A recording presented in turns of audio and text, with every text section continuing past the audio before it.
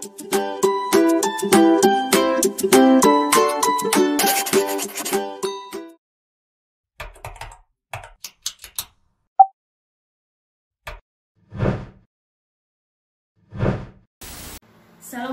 warahmatullahi wabarakatuh. Halo anak-anakku sekalian, bagaimana kabar kalian hari ini? Semoga sehat selalu ya, dan tentunya tetap semangat. Alhamdulillah kita hari ini bisa berjumpa dalam kegiatan MPLS Masa Pengenalan Lingkungan Sekolah, walaupun melalui daring, tidak bisa bertatap muka langsung seperti itu. Tapi bagaimanapun juga, insya Allah jauh di mata tetap dekat di hati. Nah, anak-anakku sekalian, sebelum kita ke materi, ada baiknya kita perkenalan terlebih dahulu. Karena pepatah mengatakan kalau tidak kenal maka tidak sayang. Perkenalkan, nama ibu adalah Ibu Nani Kurniasi, dan pada kesempatan kali ini ibu diberikan amanah untuk menyampaikan materi, yaitu pencegahan bahaya COVID-19, pencegahan narkoba dan anti-bullying. Nah, anak-anakku, seperti yang kita ketahui bahwa Indonesia dan juga seluruh dunia sedang dilanda yang namanya pandemi COVID-19. Dan semakin hari angka penularan dan juga angka kematian akibat COVID-19 ini semakin tinggi.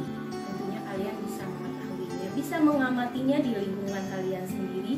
Bagaimana? Karena di lingkungan ibu sendiri khususnya nih, bahwa yang namanya berita duka hampir datang setiap hari. Baik itu berita duka dari teman, saudara, dan bahkan mungkin orang-orang terdekat kita. Nah, bagaimana sih caranya untuk mencegah penularan COVID-19 ini? Apakah ada yang tahu? Ada yang tahu? Ya, betul sekali. Seharusnya kita sadar diri bahwa di masa pandemi ini kita senantiasa harus menjalankan protokol kesehatan. Protokol kesehatan yang terdiri dari 5M. Apa itu 5M? Ada yang tahu? Betul sekali. 5M itu adalah pertama, memakai masker. Yang kedua itu mencuci tangan. Yang ketiga, menjaga jarak. Yang keempat, menghindari kerumunan. Yang kelima, yaitu mengurangi mobilitas. Jadi mengurangi mobilitas dulu. Jangan kemana-mana dulu deh, kalau nggak penting amat. Stay at home ya. Tetap di rumah, lakukan kegiatan, segala kegiatan positif di rumah saja. Karena kalau bukan kita, siapa lagi? Apapun yang kita lakukan itu akan berpengaruh terhadap tinggi atau rendahnya penyebaran COVID-19 ini. Jadi seperti kesimpulannya adalah seperti yang ibu bilang tadi, bahwa dalam masa pandemi ini untuk mengurangi penularan COVID-19 dan juga untuk mengurangi tingginya angka kematian akibat COVID-19, sebaiknya kita sebagai manusia berikhtiar, yaitu ikhtiarnya dengan melakukan protokol kesehatan yang tadi ibu bilang, yaitu adalah 5M. Semoga kita semua di sini tetap terhindar dari kita semua di sini terhindar dari segala mara penyakit dan juga mara bahaya. Dan semoga kita semua diberikan kesehatan selalu sehingga kita bisa beraktivitas seperti biasa.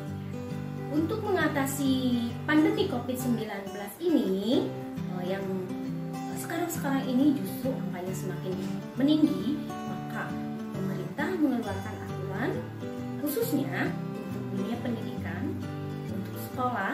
Maka untuk sekolah saat ini kita tidak diperkenankan untuk tatap muka terlebih dahulu.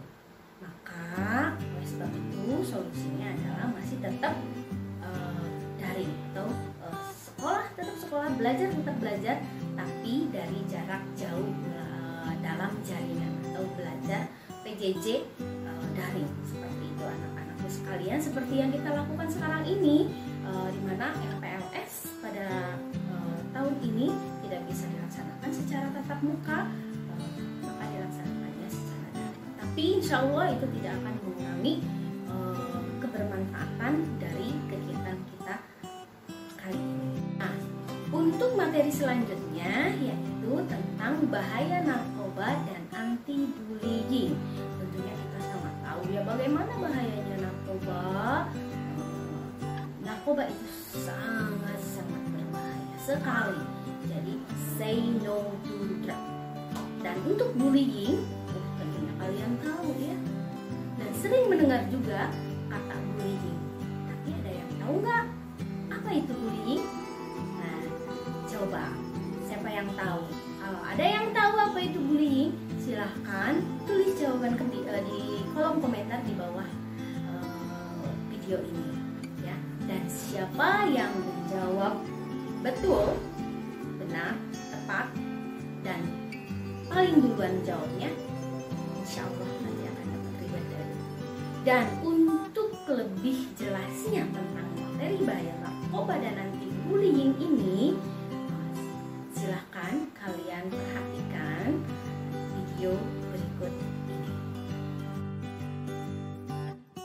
Anak-anakku, seperti yang sudah Ibu jelaskan tadi bahwa materi yang akan kita bahas saat ini adalah bahaya narkoba dan juga anti-bullying. Kalau berbicara tentang narkoba, mungkin kalian sering dengar istilah narkoba ini. Tapi, apakah kalian tahu apa yang dimaksud dengan narkoba? Narkoba itu merupakan singkatan dari narkotika, psikotropika, dan juga bahan adiktif berbahaya lainnya. Secara lebih luas, narkoba itu adalah bahan atau zat yang jika dimasukkan ke dalam tubuh manusia, baik secara oral ataupun diminum, dihirup maupun disuntikan, itu dapat mengubah pikiran, suasana hati, atau perasaan dan perilaku seseorang. Narkoba ini dapat menimbulkan yang namanya ketergantungan atau adiksi baik fisik maupun psikologis. Nah, narkoba ini ada banyak sekali macam-macamnya atau jenis-jenisnya. Di sini Ibu akan menyajikan beberapa macam saja dari narkoba ini. Yang pertama itu ada opium. Seperti ini bentuknya, berasal dari serbuk bunga opium. Kemudian yang kedua yaitu adalah morfin. Ini. Kemudian yang ketiga ada heroin, biasanya disuntikan. Kemudian ada juga sabu-sabu yang biasanya dihisap. Dan masih banyak lagi yang lainnya. Nah, anak-anakku, selanjutnya kita akan membahas tentang dampak penggunaan narkoba. Apa saja sih dampak yang ditimbulkan dari penggunaan narkoba ini? Yang pertama itu dampaknya adalah dehidrasi. Jadi, penyalahgunaan zat tersebut bisa menyebabkan keseimbangan elektrolit ini berkurang. Akibatnya, badan menjadi kekurangan cairan, dan jika hal ini terjadi dalam waktu yang sangat panjang atau jangka panjangnya dari adanya dehidrasi ini dapat menyebabkan yang namanya kerusakan otak. Nah, yang kedua itu adalah halusinasi. Apabila pemakaian berlangsung lama, ini dapat mengakibatkan dampak yang lebih buruk lagi, yaitu penggunanya bisa mengalami yang namanya gangguan mental, depresi, serta kecemasan yang terus-menerus. Yang ketiga yaitu menurunnya tingkat kesadaran, di mana dalam pemakaian dosis yang berlebihan ini bisa membuat tubuh terlalu rileks sehingga kesadarannya bisa berkurang drastis. Kemudian yang paling berbahaya dari dampak dari penggunaan narkoba ini itu adalah kematian. Karena yang namanya ketika seseorang menggunakan narkoba itu secara perlahan tapi pasti dapat merusak yang namanya sistem kerja tubuh atau dapat merusak organ-organ di dalam tubuh kita sehingga lama-kelamaan organ tubuh kita menjadi rusak dan bisa menyebabkan kematian.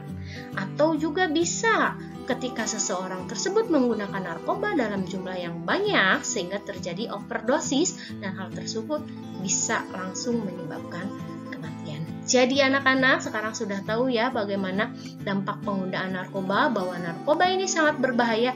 Jadi jangan sekali-kali dan jangan coba-coba dekati narkoba. Jangan coba-coba untuk memakai narkoba.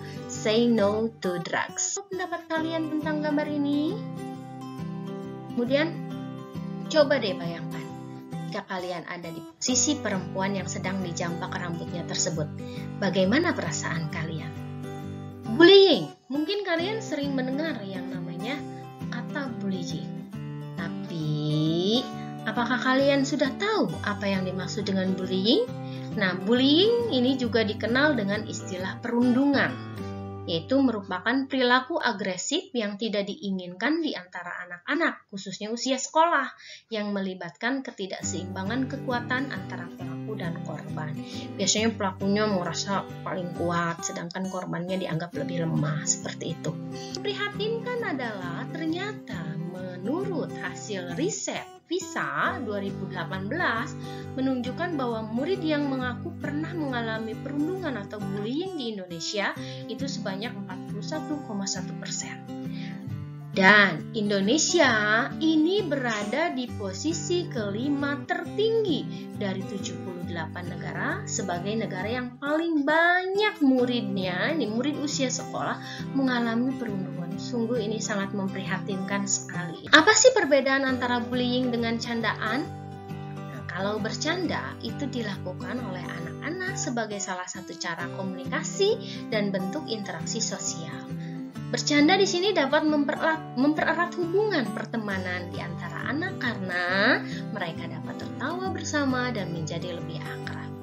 Sedangkan bullying ini yang membedakan antara bullying dengan bercanda, yaitu tujuan pelaku yang melakukan bullying ini atau perundungan ini karena mereka merasa benci dan bermaksud untuk menyakiti. Itu perbedaan yang paling mencolok antara bullying dan candaan. Kenapa sih seseorang melakukan bullying atau bully ini? Bully ini contohnya adalah banyak sekali di sekitar lingkungan kita. Seperti kalau misalnya zaman sekarang mungkin musim prank. Pranknya ini prank yang menyakiti orang, itu sudah dianggap menjadi bullying.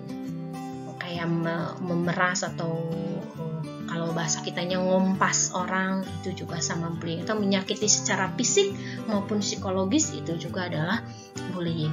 Nah, para pelaku bully ini biasanya mendapatkan kepuasan dari menindas orang.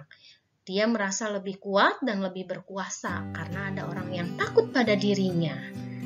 Nah, kemudian alasan lainnya adalah karena mereka iri pada kelebihan target bullying mereka. Misalnya, si A ini lebih pintar, si A ini lebih jago apa, si A ini lebih populer, dan lain sebagainya, sehingga merasa iri dan merasa terancam karena kehadiran seseorang tersebut. Kemudian, ada juga orang yang melakukan bully ini karena mereka memiliki masalah di rumahnya, masalah dengan gitu istilahnya, yang menyebabkan mereka menindas untuk menyalurkan amarah mereka kepada orang lain. Dampak bullying ini sebenarnya sangat memprihatinkan sekali ya. Mungkin bullying itu dianggap sepele, tapi dampaknya secara psikologis itu bisa berdampak panjang sekali. Nah, bagi anak korban perundungan atau korban bullying, ini bisa mengalami masalah kesehatan fisik karena pikirannya merasa terganggu, secara otomatis fisiknya juga akan terganggu. Kemudian akan mengalami masalah sosial, menjadi lebih pendiam. Kemudian ada karena juga memiliki masalah emosional, mental, dan juga masalah akademik.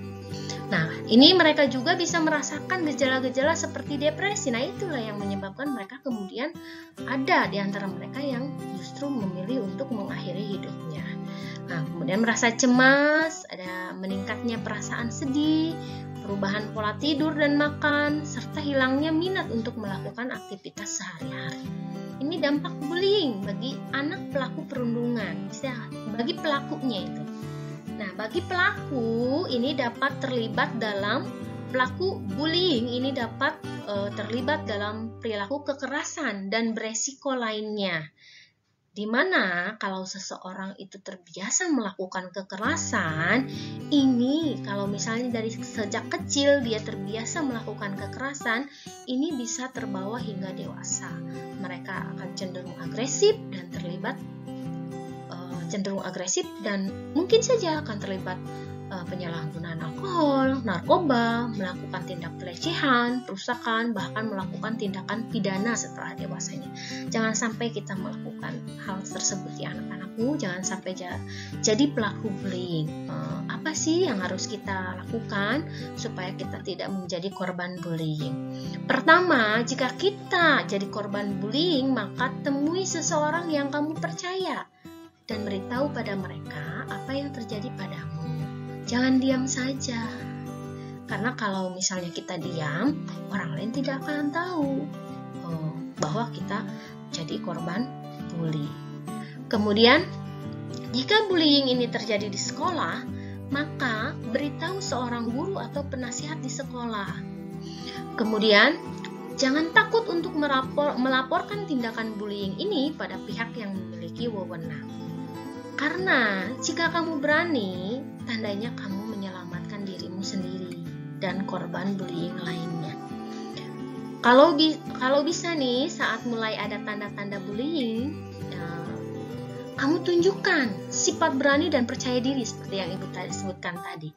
Sifat berani dan percaya diri agar pembuli tersebut berpikir ulang untuk melakukan tindakan itu pada kamu berulang kali. Begitu anak-anakku, bagaimana cara untuk mengatasi bullying. Alhamdulillah untuk materi pencegahan bahaya COVID-19 dan juga bahaya narkoba serta anti bullying telah selesai kita bahas untuk hari ini.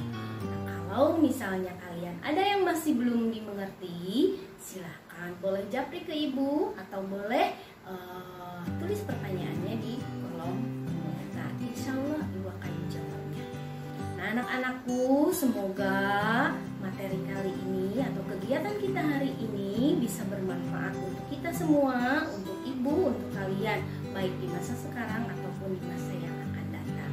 Sekian pemaparan dari Ibu, kurang lebihnya Ibu mohon maaf. Terima kasih atas perhatiannya. Wassalamualaikum warahmatullahi wabarakatuh.